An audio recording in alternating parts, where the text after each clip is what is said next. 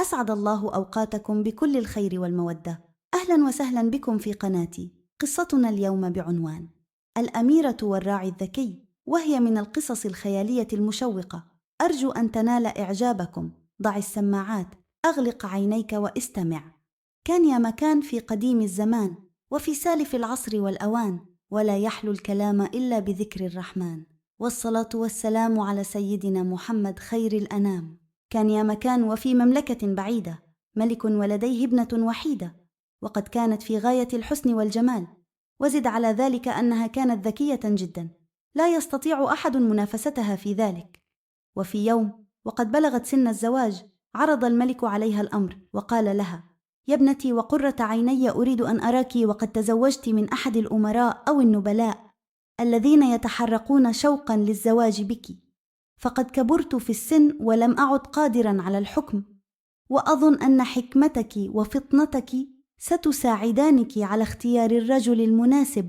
إلا أن الأميرة طلبت منه مهلة ل3 أيام للتفكير في الزواج. وافق الملك في الحال، وذلك لرغبته الشديدة بزواج ابنته الحبيبة. وجلست الأميرة حائرة لا تعرف ما العمل. إنها لا تريد أحدا عاديا من الأمراء أو الملوك، إنما تريد رجلا يضاهيها ذكاء وحكمة. وبعد مرور المهلة جاء الملك إلى الأميرة وسألها عن قرارها، فقالت الأميرة: يا أبتي، لن أتزوج إلا من رجل يتغلب علي في الذكاء، ولذلك قررت أن من يطرح علي لغزا ولا أعرفه فسيكون شريك حياتي، ومن لا يستطيع طرح لغز صعب لا أعرف حله سيقتل في الحال. فكر الملك كثيرا في الأمر، إلا أنه في النهاية وافق على طلبها، وأعلن في المملكة: من يطرح على الأميرة لغزا لا تعرفه سيكون زوجا لها وملك المستقبل، وأما إذا طرح أحد لغزا وتعرفه الأميرة سيقتل في الحال. جاء الأمراء والوزراء من كل حدب وصوب ليطرحوا على الأميرة ألغازا، ولكنها تمكنت من حل جميع الألغاز، وبذلك قد قتل كل من تقدم لها. وكان في بلدة قريبة من المدينة راع يعيش مع أمه، وكان ذكيا طيب القلب، وقد سمع عن الأميرة وطلبها، فطمع بأن يكون هو المختار وأن يطرح على الأميرة لغزا لا تعرفه. فتوجه إلى أمه وطلب منها في الحال تحضير الزاد لسفره إلى المدينة. وعندما سألته الأم عن السبب فأخبرها بنيته في عرض لغز على الأميرة كي يتزوجها. فقالت الأم بحرقة لابنها: يا ولدي الوحيد، هل أنت أحمق؟ كيف ستقوم بفعل ما فشل في فعله كبار السادة والقوم الذين جاءوا من كل مكان؟ ابقى معي وانسى الأميرة وشرطها. فقال الراعي الشاب: لا يهم يا أمي، سأتزوج الأميرة.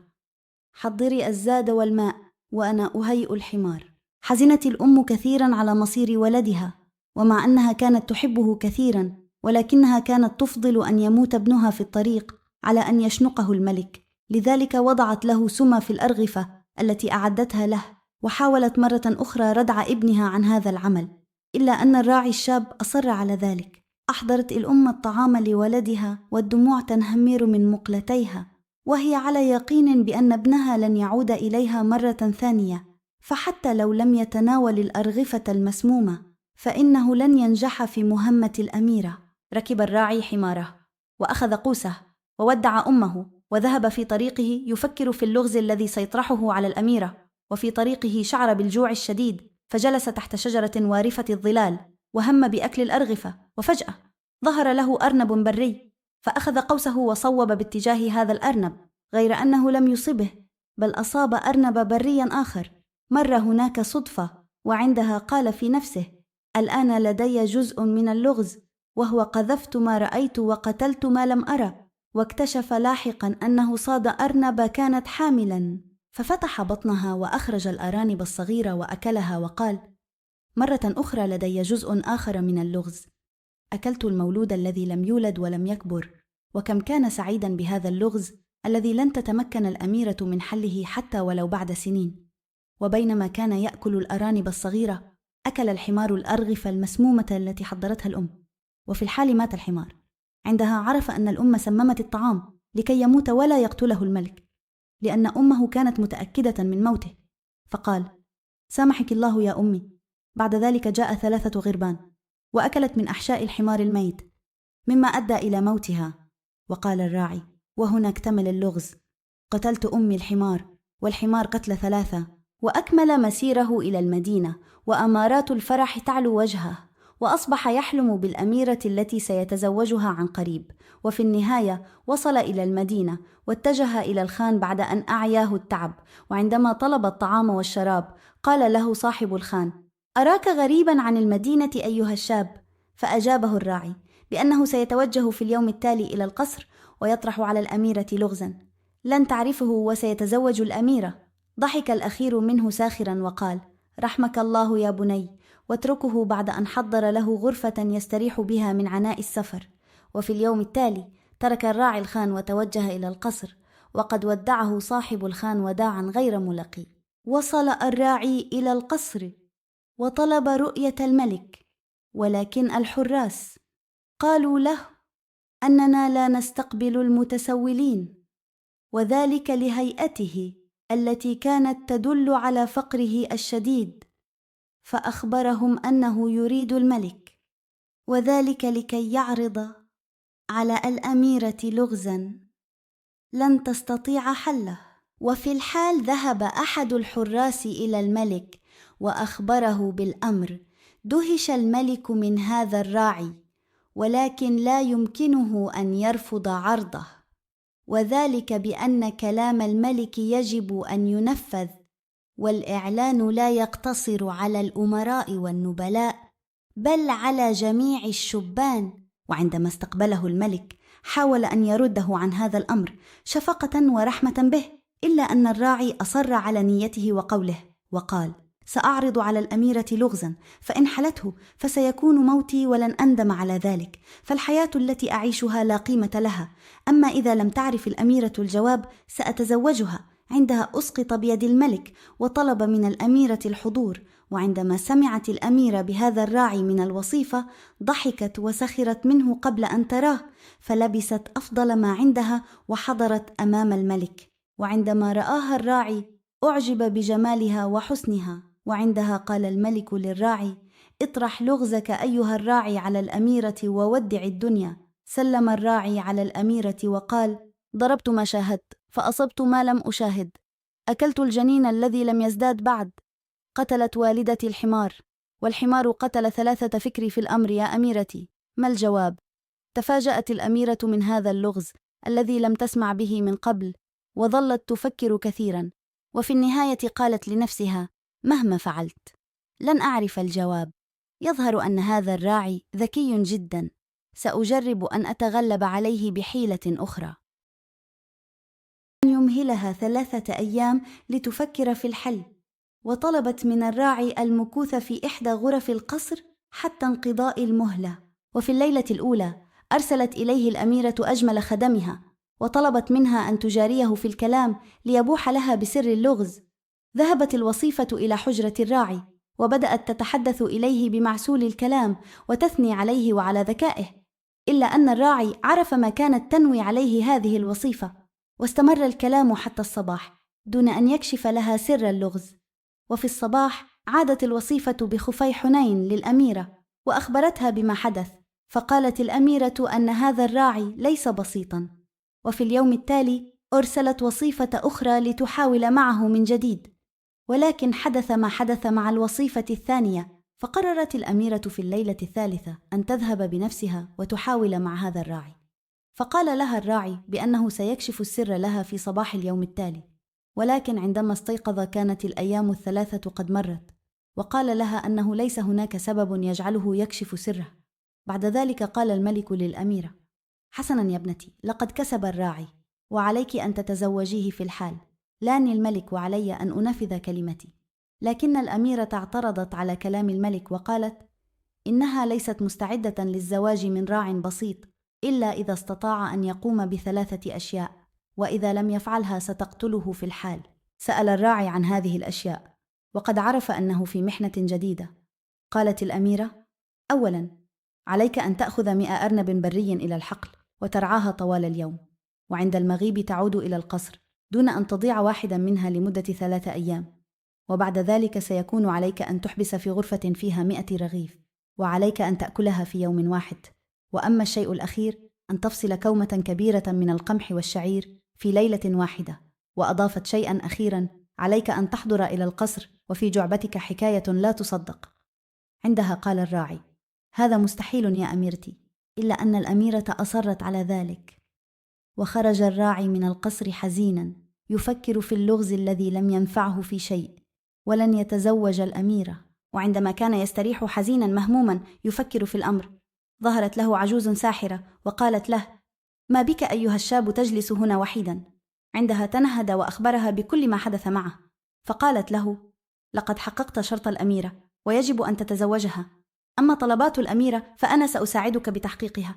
خذ هذا الناي السحري واخرج مع الأرانب البرية 100 كما طلبت الأميرة إلى الحقل، ولا تقلق من أن تركض أينما شاءت، وعند المغيب لن يكون عليك إلا أن تعزف على هذا الناي، وستحضر كل الأرانب ركضا أينما كانت. وهكذا عاد الراعي إلى القصر ووافق على طلب الأميرة. وفي الصباح ذهب مع أرانبه 100 إلى الحقل، ولم يقلق أبدا طوال اليوم. وعندما غابت الشمس عزف على الناي، وفي التو واللحظة حضرت جميع الأرانب ومشت وراءه إلى القصر. دهش الملك والأميرة وكل من كان في القصر لقدرة الراعي بالعودة مع الأرانب 100، وقالوا: كيف رتبت الأمر بحيث لا يضيع ولا أرنبا بريا في الحقل؟ إلا أن الراعي كتم سره ولم يخبر أحدا. وفي اليوم التالي أرسل الملك واحدا من الخدم ليأخذ من الراعي ولو أرنبا واحدا. بدا الخادم يساوم الراعي أنه سيشتري أرنبا بمقابل سخي، وعندما أخبره الراعي أنه ليس في نيته أن يبيعه ولو مقابل أي شيء في العالم، قرر الملك عندئذ أن يذهب بنفسه ويحاول مجددا مع الراعي، ولكنه تنكر بزي قروي حتى لا يتعرف عليه الراعي. وما أن حضر الملك إلى الراعي عرفه الأخير في الحال من الخاتم الذي نسيه الملك في أصبعه، ولكنه لم يقل شيئا. وسأله الملك المتنكر: كم يريد في أرنب بري؟ فقال له الراعي: لا أريد نقودا ولا مالا ولا حتى ذهبا، إنما أريد من حضرتك أن تقبل قدمي بعد أن تخلع عنهما الحذاء وتغسلهما بالماء. وعند سماع الملك بذلك شعر بإهانة شديدة. كيف للملك أن يقبل قدمي الراعي وأن يغسلهما بالماء؟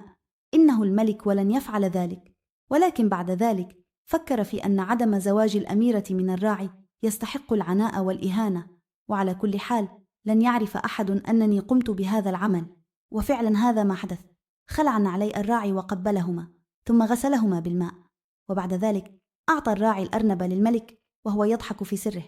ولكن عندما كان الملك عائدا إلى القصر وهو يظن أنه تغلب على هذا الراعي، عزف الأخير على نايه فقفز الأرنب من يديه، الملك راكضا إلى الراعي، وبذلك عاد الملك كاسف البال مهزوما أمام الراعي البسيط، وأن ما حدث معه لم يخبر به أحد وبقي سرا في داخله.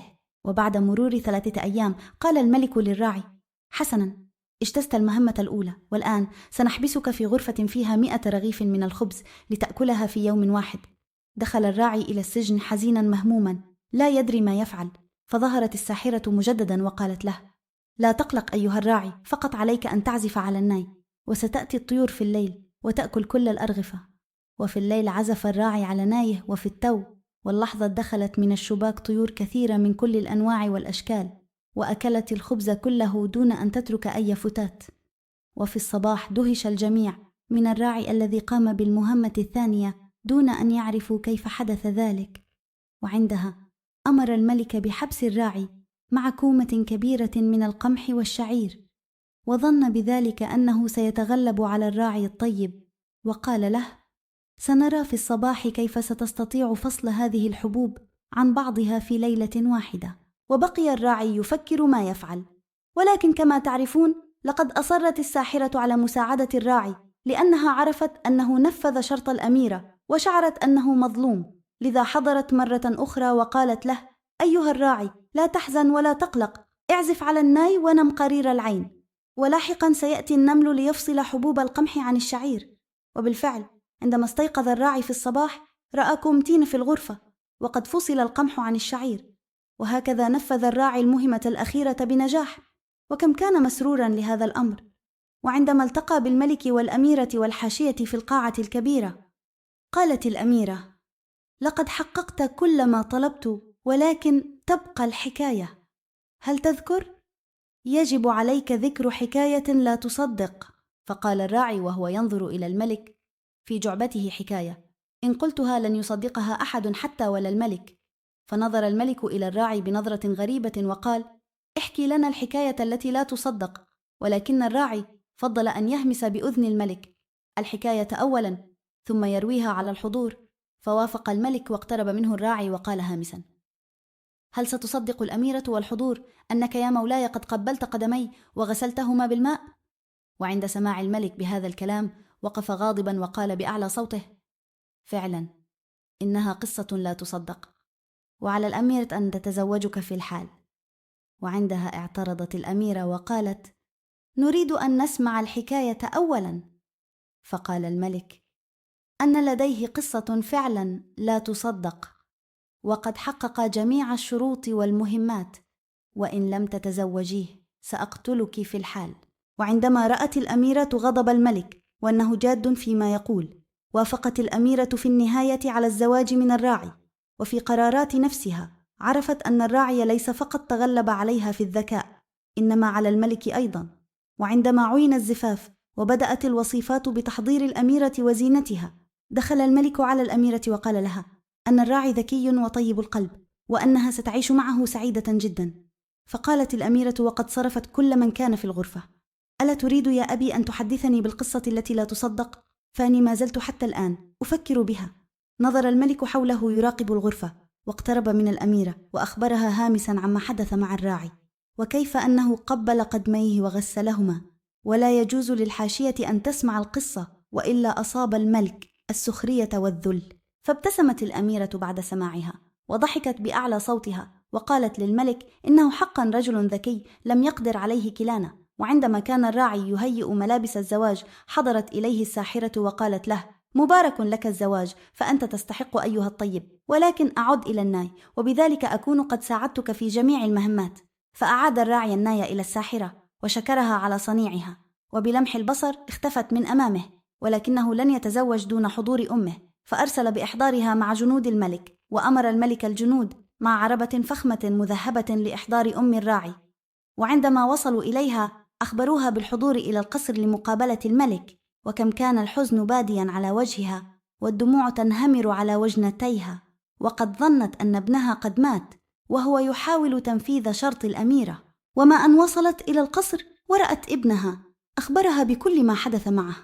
عندها خرت على الأرض وقالت له: سامحني يا بني، ولكني فعلت ذلك لأنني لا أريدك معلقا على بوابة قصر الملك. فحضنها الابن إلى صدره وقبلها على جبينها وقال لها: منذ اليوم ستعيشين معي هنا في القصر كمالكة من الملكات، ويخصص لك جناح مع خادمات ووصفات، وأقيم الاحتفال في القصر الملكي والمدينة. الجميع يأكلون ويشربون فرحين بزواج الأميرة والراعي الطيب الذي يستحق ذلك بعد كل ذلك العناء. وعاشت الأميرة مع الراعي الطيب في سعادة وهناء في القصر الملكي، وأنجبت الكثير من الأولاد والبنات.